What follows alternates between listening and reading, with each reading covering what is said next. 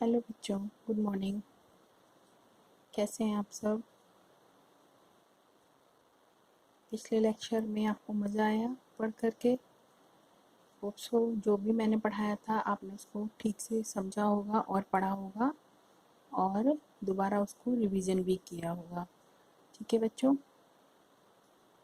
आपको मैं कुछ डायग्राम दूंगी, उनको अपने इस चैप्टर के साथ में बनाना है। ठीक है, जो पिछला वीडियो था उसमें हमने आपको पृथ्वी की गतियों के बारे में बताया था। हमने आपको बताया था कि आपके सौरमंडल में 8 ग्रह हैं और वे सभी एक लट्टू की तरह से घूमते हैं। जैसे लट्टू अपनी कील पर घूमता है, आपने देखा होगा उसको घूमते हुए, उसी तरीके से आपकी पृथ्वी भी अपने अक्ष पर घूमती है और वो साथ में सूर्य के भी चारों ओर चक्कर लगाती है। ये बात हम कर चुके थे। उसके बाद हमने आपको बताया था पृथ्वी की 2 तरह की गतियाँ होती हैं, एक परिभ्रमण और एक परिक्रमण। परिभ्रमण मीन्स जिस पर पृथ्वी अपनी धुरी पर या अपने अक्ष पर घूमती है वो गति परिभ्रमण गति कहलाती है। और परिक्रमण गति कौन सी होती है? जो सूर्य के चारों ओर वो परिक्रमा करती है, उसको हम परिक्रमण गति कहते हैं।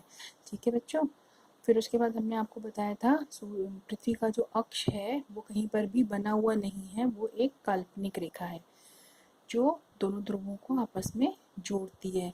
और पृथ्वी का अक्ष जो है वो 23.5 डिग्री झुका हुआ है। ठीक है, या हम इसको ऐसे भी कह सकते हैं कि पृथ्वी अपने कक्ष तल से 66 डिग्री का कोण बनाती है। ठीक है बच्चों, उसके बाद हमने आपको पृथ्वी की दैनिक गति बताई थी या परिभ्रमण गति के बारे में हमने आपसे बात की थी। उसमें हमने आपको बताया था कि पृथ्वी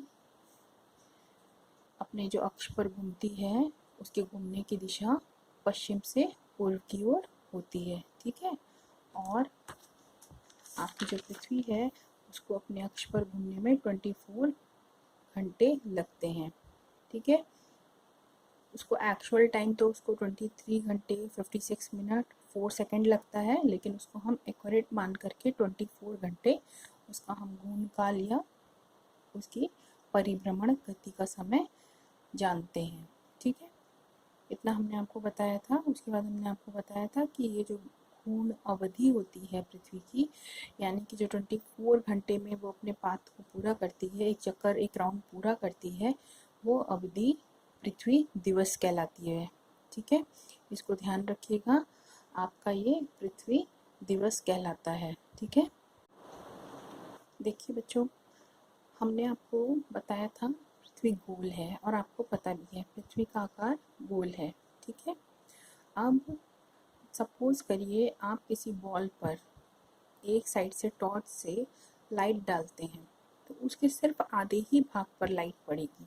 आधा भाग जो टॉर्च के पीछे का है, जिस पर रोशनी नहीं पहुंच रही है, वो अंधेरा होगा। इसी तरह से क्योंकि हमारी पृथ्वी गोल है और उसका आधा ही भाग जो है वो सूर्य के सामने पहुंच पाता है, बाकी आधा जो पीछे का भाग है वो सूर्य के रोशनी को प्राप्त नहीं कर पाता है। ठीक है बच्चों, इस चीज़ को आप ध्यान रखेंगे कि हमारी पृथ्वी के गोल आकार के कारण हमारी पृथ्वी के आधे ही भाग पर सूर्य का प्रकाश हमें मिलता है, पूरे भाग पर हमें सूर्य का प्रकाश नहीं मिलता है।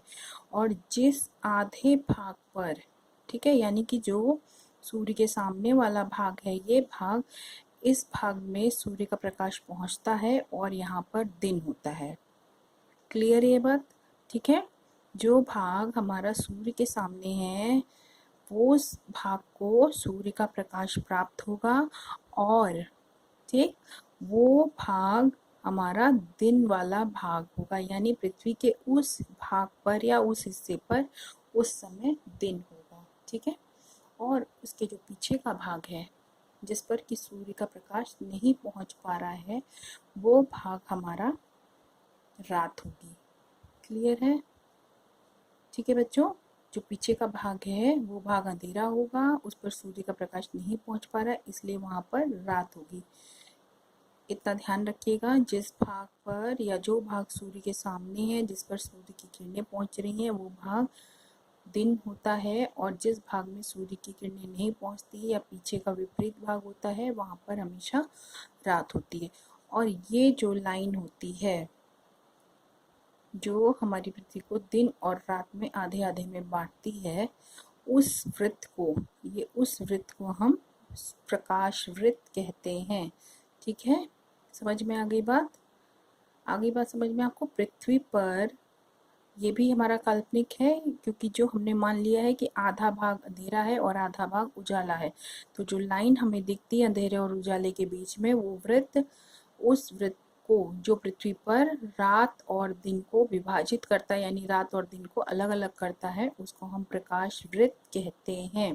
ठीक है, इसको हम प्रदीप्त वृत्त भी कहते हैं। दो नाम है इसके, एक प्रकाश वृत्त और दूसरा प्रदीप्त वृत्त। ठीक है बच्चों, इसको ध्यान रखिएगा।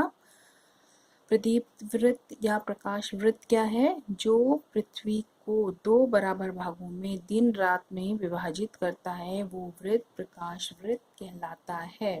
ठीक है, अब इसके बाद देखिए पृथ्वी की घूर्ण गतियों का प्रभाव, यानी कि हमारी जो पृथ्वी घूर्ण गति कर रही है, अपने अक्ष पर घूम रही है, उसके कारण क्या क्या होता है? उसके कारण दिन और रात होते हैं। अभी मैंने आपको बताया पृथ्वी का ये वाला हिस्सा जब घूम के इस तरफ आ जाएगा तो वो सूर्य के सामने हो जाएगा और वहाँ पर दिन हो जाएगा, और ये वाला हिस्सा पीछे से घूम करके इस तरफ को आ जाएगा, जहाँ पर कि दिन की जगह रात हो जाएगी। तो पृथ्वी के इस घूमने के कारण दिन और रात होते हैं। अगर पृथ्वी घूमती नहीं, एक ही जगह पर रहती, तो ये दिन और रात नहीं होते, हमेशा के लिए एक जगह पर रात होती और एक जगह पर दिन होता। ठीक है, तो इसको ध्यान रखिएगा, ये और दिन और रात जो होते हैं वो पृथ्वी की घूर्ण गति के कारण ही होते हैं। दूसरी चीज, घूर्ण गति के कारण पृथ्वी पूर्व से पश्चिम से पूर्व दिशा में घूमती है। ये बात पहले मैंने आपको उधर बता दी थी कि पृथ्वी की घूमने की दिशा पश्चिम से पूर्व को है, और वो अपने अक्ष पर भी पश्चिम से पूर्व को ही घूमती है। ठीक है, तो पृथ्वी के इसी घूर्ण गति के कारण सूर्य, चंद्रमा और भी जो आकाशीय पिंड हैं, या जो भी हमारे पिंड हैं, वो हमें किधर से किधर घूमते हुए दिखाई देते हैं? पृथ्वी की विपरीत दिशा में, यानी कि पूर्व से पश्चिम दिशा में। हमारी पृथ्वी ऐसे घूमती है पश्चिम से पूर्व को, और बाकी ग्रह हमें किधर से किधर को घूमते हुए दिखाई देते हैं? पूर्व दिशा से पश्चिम दिशा की ओर घूमते हुए दिखाई देते हैं। ये सब हमारी घूर्ण गति के कारण ही होता है। ठीक है, अब आपको पता है पृथ्वी पर दिन और रात होते हैं, ये बात मैंने आपको बता दी। लेकिन दिन और रात एक बराबर नहीं होते हैं, ये बात आपको पता है। कभी दिन बड़ा होता है, कभी रातें बड़ी होती हैं, कभी रातें छोटी होती हैं, तो कभी दिन छोटे होते हैं।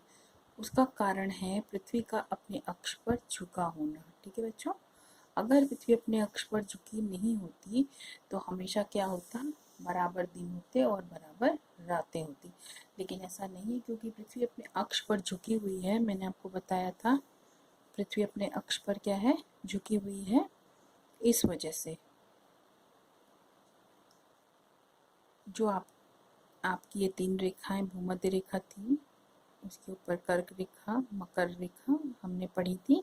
तो ये जो भूमध्य रेखा है, इस रेखा पर सूर्य का सीधा प्रकाश पहुंचता है। ठीक है, समझ में आ गई बात आपको? इस पर सीधा प्रकाश पहुंचता है, तो 12 घंटे की इधर रात होती है और 12 घंटे का इधर दिन होता है। क्लियर है ये बात आपको? ठीक है, 12 घंटे का दिन और 12 घंटे की रातें होती हैं। क्योंकि ये पृथ्वी झुकी हुई है, तो इधर का हिस्सा आधे, देखिए इस तरीके से, देखिए ये आपका अक्ष है, इस पे पृथ्वी झुकी हुई है आधी, ये आधा होने के कारण इस तरफ का जितना हिस्सा होगा उस पर सूर्य का प्रकाश पहुंचेगा, और जहां तक नहीं पहुंचेगा,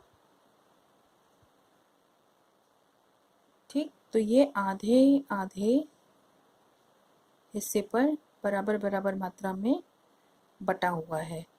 12 घंटे का दिन होगा यहाँ पर, और यहाँ पर 12 घंटे की रात होगी। क्लियर है? अब देखिए 30 डिग्री पर क्या होगा?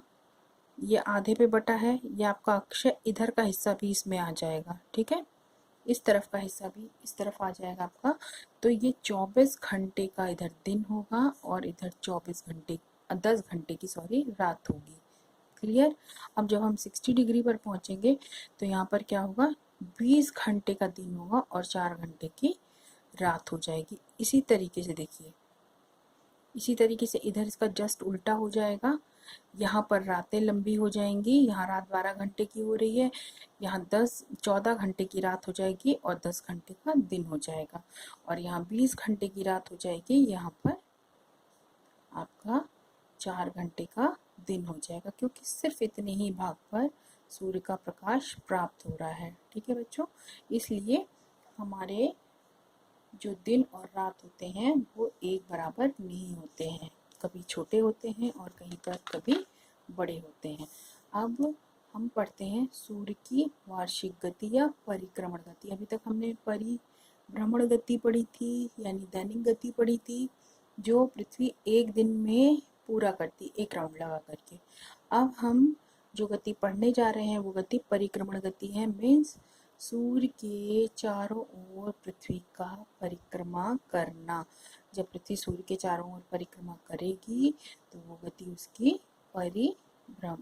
परिक्रमण गति कहलाएगी। ठीक है, इस परिक्रमण गति को हम कक्षीय गति भी कहते हैं। जैसे आपका क्लासरूम होता है कि आप उस क्लासरूम में ही बैठेंगे, उसके अंदर ही रहेंगे, वहीं पर बैठ के पढ़ेंगे, सारे काम आप वहीं करेंगे। उसी तरीके से इस पृथ्वी की भी एक कक्षा है, क्लास है। ठीक है, ऐसे समझ लीजिए। और पृथ्वी को इसी के चारों ओर चक्कर लगाना है, पृथ्वी इससे इधर या इधर नहीं आ सकती है। ये इसकी कक्षा है, इसलिए इसको हम कक्षीय गति भी कहते हैं। जो ये इस पर ये चलती है, ये गति कक्षीय गति भी कहलाती है। ठीक, मैंने अभी पीछे आपको बताया कि पृथ्वी जो है वो लट्टू की तरह अपने चारों ओर घूमते हुए भी पश्चिम से पूर्व दिशा को घूमती है, और उसी तरीके से जब वो सूर्य के चारों ओर चक्कर लगाती है तभी भी वो क्या करती है, पश्चिम से पूर्व दिशा की ओर घूमती है। ठीक है बच्चों, यानी कि पृथ्वी घड़ी की सुई की विपरीत दिशा में घूमती।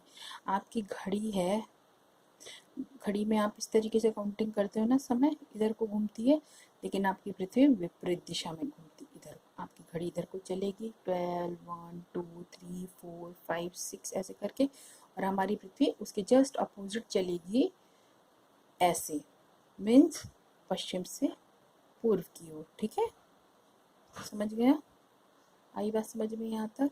अब इसके बाद में ये दोनों बातें आपने पढ़ ली। पृथ्वी की जो परिभ्रमण और परिक्रमण दोनों गतियां हैं वो किधर से किधर को होती हैं, पश्चिम से पूर्व की ओर होती हैं। ठीक, इतनी बात क्लियर हो गई आपको। उसके बाद देखिए, पृथ्वी को सूर्य की परिक्रमा में करने में जो समय लगता है, यानी हमने अभी पृथ्वी के अपने लट्टू पर यानी अपने अक्ष पर चारों तरफ घूमने की बात की, उसमें उसको कितना समय लगा था बच्चों?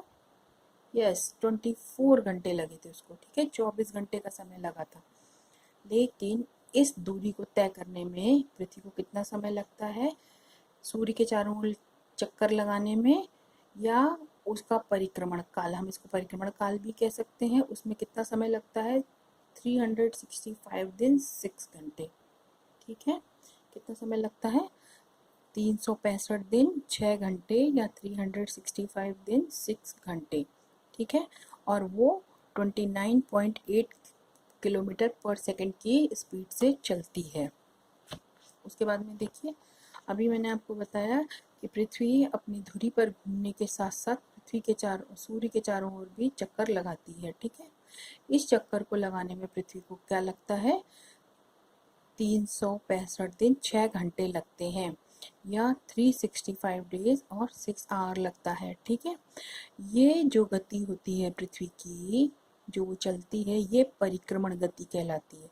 अभी मैंने बताया इसको कक्षीय गति, वार्षिक गति या परिक्रमण गति कहते हैं। ठीक है, यहाँ तक आपको समझ में आ गया बच्चों। अब आप सोचते होंगे कि हमारे कैलेंडर में, हमारा जो कैलेंडर है उसमें 365 डेज ही होते हैं। ठीक है ना, आपने अपने कैलेंडर पे कभी गौर किया है? पूरे साल भर में उसमें 365 दिन ही हमको दिखते हैं। ठीक है, अब आप सोचते होंगे कि मैम बोल रही हैं कि पृथ्वी को पूरा समय लगता है 365 डेज 6 घंटे।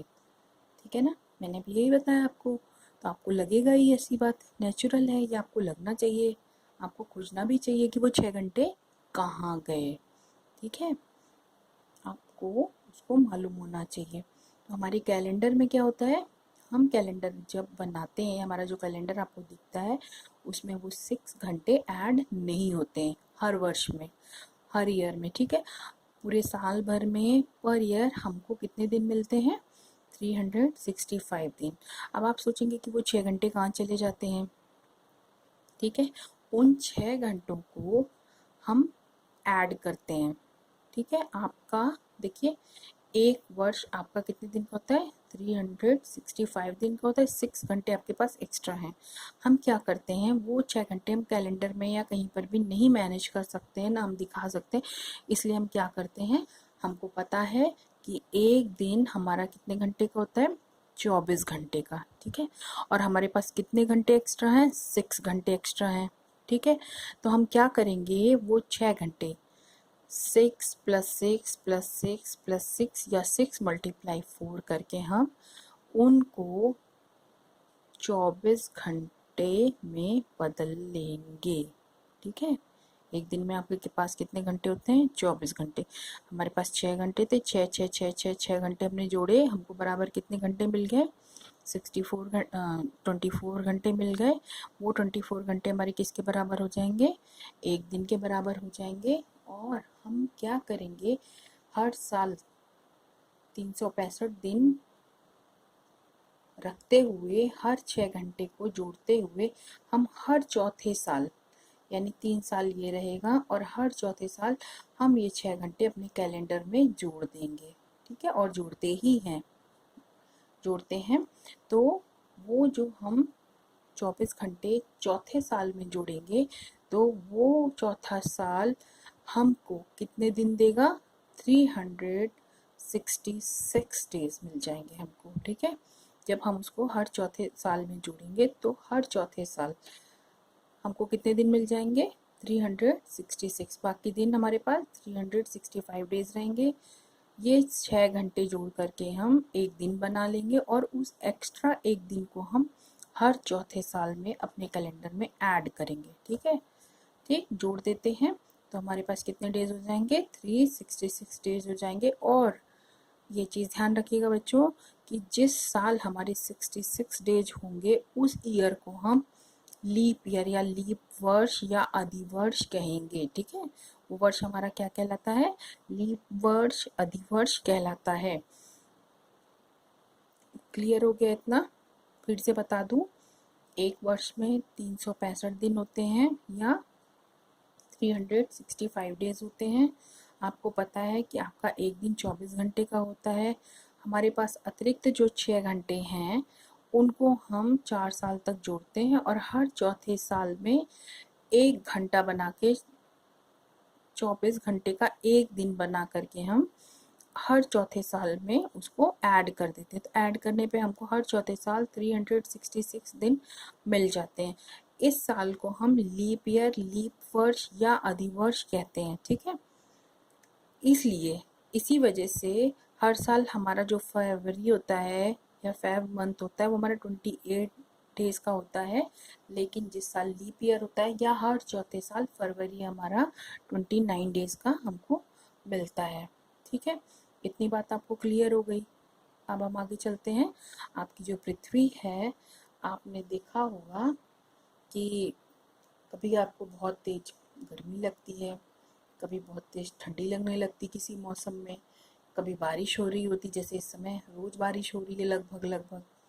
ठीक है ना, और कभी बहुत तेज हमको गर्मी लगता है कि हम एसी कूलर पंखा लगा करके बैठे हैं।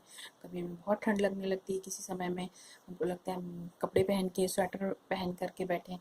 ऐसा क्यों होता है, आपने कभी ऐसा सोचा है, किस लिए ऐसा होता है? उसका भी रीज़न है। उसका कारण ये है कि आपकी जो पृथ्वी है, जो सूर्य के चारों ओर ये दीर्घवृत्ताकार पथ पर चक्कर लगा रही है, परिक्रमा कर रही है। ठीक है, और अपने अक्ष पर झुकी हुई है। तो ये जो आपको मौसम बदलता हुआ दिखाई देता है, कभी बारिश है, कभी गर्मी है, कभी सर्दी है, ठीक है। तो ये जो मौसम परिवर्तन या ऋतु परिवर्तन होता है, इसका कारण आपकी पृथ्वी की खुद की गति और सूर्य के चारों ओर की गति है। ठीक है, आपकी पृथ्वी अपने अक्ष पर झुकी हुई है इसलिए, और वो सूर्य के चारों ओर चक्कर लगा रही है इसलिए क्या होता है, ऋतु परिवर्तन होता है या आपके मौसम में कोई भी परिवर्तन होता है। ठीक है, आपकी जो पृथ्वी है सूर्य से उसकी दूरी लगभग 15 किलोमीटर है।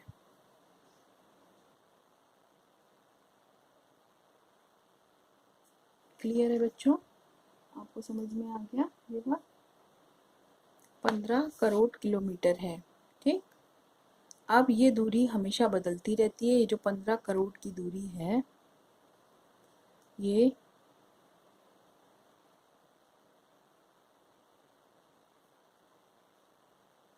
ये बदलती रहती है। ये कभी कम होती है कभी ज़्यादा होती है। देखिए जैसे, क्योंकि ये दीर्घवृत्ताकार पथ पे चक्कर लगा रही है इसलिए जब सूर्य इन दिशाओं में होगा तो इसकी दूरी अधिक होगी, और जब यहाँ पर होगा तो इसकी दूरी सूर्य से कम हो जाएगी। ठीक है, इतनी बात आपको क्लियर हो गई है। अब देखिए हम आगे चलते हैं। नेक्स्ट बात आपको हम जो बताते हैं वो ये है, इसको ध्यान से सुनिएगा कि 3 जनवरी को, ये बात आपको याद रखनी है, 3 जनवरी को हमारी जो पृथ्वी होती है वो सूर्य के सबसे अधिक पास में होती है। ठीक है, 3 जनवरी का जो दिन होता है उस दिन हमारी पृथ्वी सूर्य के सबसे पास होती है। और इस स्थिति को, यानी ये जो स्थिति होती है, जो 3 जून की स्थिति होती है जब सूर्य से हमारी पृथ्वी बहुत पास होती है, इस स्थिति को 3 जनवरी को हमारी पृथ्वी जब सूर्य के सबसे पास में होती है तब हम इस स्थिति को क्या कहते हैं, उपसौर कहते हैं। और 4 जुलाई को जब हमारी पृथ्वी सूर्य से बहुत दूर होती है, सबसे अधिक दूरी पर होती है, तब हम उसको अपसौर कहते हैं। ठीक है, इसको ध्यान रखिएगा। 3 जनवरी को पृथ्वी सूर्य के पास होती है और वो अपसौर कहलाता है, और 4 जुलाई को पृथ्वी दूर होती है सूर्य से, उसको हम अपसौर कहते हैं। ठीक है, आपकी पृथ्वी हमेशा एक ही अक्ष, जो अक्ष है पृथ्वी का, ये जो अक्ष है ये हमेशा एक ही ओर को झुका रहता है। ऐसा नहीं है कि कभी इधर को झुका कभी इधर को झुका कभी किधर को भी झुक गया, ऐसा नहीं है। ये हमेशा एक ही साइड में झुका हुआ होता है, इसको ध्यान रखिएगा। पृथ्वी हमेशा एक साइड में अपने अक्ष पर झुकी हुई है। ठीक है, अगर ये झुकी हुई नहीं होती तो ये परिक्रमण करती भी रहती सूर्य के चारों ओर, तो भी उसके बाद भी ऋतु परिवर्तन नहीं होते। ठीक है, दिन और रात दोनों बराबर के बने रहते अगर ये झुकी हुई नहीं होती। मैंने अभी यहाँ पर आपको बताया था कि अगर ये ऐसे झुकी हुई नहीं होगी तो क्या होगा, दिन और रात दोनों बराबर, ये अक्ष यहाँ पहुँच जाएगा और आधी पृथ्वी पे दिन आधी पृथ्वी पे रात हो जाएगी। क्योंकि ये हमेशा ऐसे झुकी होती है इसलिए देखिए ये हिस्से में सूर्य की प्रकाश यहाँ तक पहुँच रहा है, दिख रहा है, ये अंधेरे वाला भाग है और ये उजाले वाला भाग है, सूर्य के सामने है। तो इससे क्या होता है, झुके होने के कारण हमारे ऋतु परिवर्तन होते हैं, और सूर्य से जो प्रकाश मिलता है उसके कारण दिन और रात की अवधि भी समान नहीं होती है, वो भी फिर एक बराबर होने लगती है। हमेशा दिन रहता हमेशा रात रहती। ठीक है, इसके बाद देखिए अगली बात आपको जो समझनी है बच्चों, इसको बहुत ध्यान से समझिएगा क्योंकि इसके आगे का टॉपिक जो है वो बहुत टफ है थोड़ा सा, तो उसको आपको बहुत ध्यान से सुनना और समझना है। वो आप तभी समझ पाएंगे जब यहाँ पर मेरी बात को समझ लेंगे। हम आपकी जो पृथ्वी है, मैंने पहले बताया आपको कि 23.5 डिग्री झुकी हुई है। ठीक है, ये देखिए मैंने यहाँ पे बताया ये 23.5 डिग्री झुकी हुई है, और इस झुके हुए होने के कारण आपकी जो पृथ्वी है ये भूमध्य रेखा, ये मकर रेखा, ये कर्क रेखा, इन दोनों के बीच में ही गति करती रहती है। यानी सूर्य का जो प्रकाश है, ठीक है, वो वर्ष भर यहाँ से यहाँ तक ही पर्याप्त मात्रा में मिल पाता है, बाकी में तक नहीं पहुँच पाता। और घूमते हुए जब वो परिक्रमा कर रही होती है तो सूर्य जो जितना भी उसके सामने आता है तो वो कभी कर्क रेखा पर होता है और कभी मकर रेखा पर होता है। आई बात समझ में? देखिए इसको यहाँ पर हम ऐसे देखते हैं, इसके बारे में मैं आपको आगे बताऊंगी। इसको बस इतना ही यहाँ पर समझ लीजिए कि जो बात मैंने यहाँ कही पीछे कही इस पेज पर कि वो कर्क रेखा और मकर रेखा के बीच में ही रहता है, तो इस चीज़ को यहाँ से समझिए आप कि सूर्य 21 मार्च को भूमध्य रेखा पर होता है, फिर घूमते घूमते जब पृथ्वी घूमती है तो वो 21 जून को कर्क रेखा पे पहुंच जाता है, और फिर पृथ्वी के राउंड करते करते भूमध्य रेखा पर आता है 23 सितंबर को, ठीक है। फिर उसके बाद फिर राउंड करता है 22 दिसंबर को वो मकर रेखा पर पहुंचता है, यानी दक्षिणी गोलार्ध में आ जाता है। और फिर उसके बाद राउंड करता हुए पृथ्वी अपनी पहले की पोजीशन में आ जाती, 21 मार्च में वापस वो भूमध्य रेखा पर आ जाती है, ठीक है। तो पृथ्वी टोटल इन दोनों रेखाओं के बीच में ही सूर्य पृथ्वी के रहता है, कर्क रेखा और मकर रेखा के बीच में, यानी इस उत्तरी गोलार्ध से यहाँ दक्षिणी गोलार्ध के बीच में ही वो ज़्यादातर घूमता है, ठीक। इसके बाद अतिरिक्त एक बात आपके लिए है कि सूर्य ताप, आपको सूर्य से हमको प्रकाश प्राप्त होता है, और वो प्रकाश ऊष्मा, ठीक है, के रूप में जो हमें ऊर्जा प्राप्त होती है वो सूर्य ताप कहलाता है। यानी सूर्य से जो मिलने वाली गर्मी प्रकाश है वो सब क्या कहलाता है, सूर्य ताप कहलाता है। और एक वर्ष में हमको कितना प्राप्त हुआ है वो हमारा एक सौर वर्ष कहलाता है, ठीक है। इसको समझ के बच्चों, जो प्रकाश प्राप्त होता है वो तो सूर्य ताप कहलाता है, और एक वर्ष में कितना मिलता है वो एक सौर वर्ष कहलाता है, ठीक। इसको आप लोग ध्यान से दोबारा बैठ करके आराम से वीडियो देख लीजिएगा, फिर अपने आप से बुक से भी एक बार रीडिंग लगाइएगा। कोई कन्फ्यूज़न है तो आप मुझसे पूछ सकते हैं, मैं आपकी पूरी मदद करने के लिए तैयार हूँ, ठीक है। और अगर कोई चीज़ नहीं समझ में आ रही है तो उसको आप मुझे लिख कर भी सेंड कर सकते हैं। ये सारे डायग्राम्स आपको अपनी कॉपी पर बनाने हैं।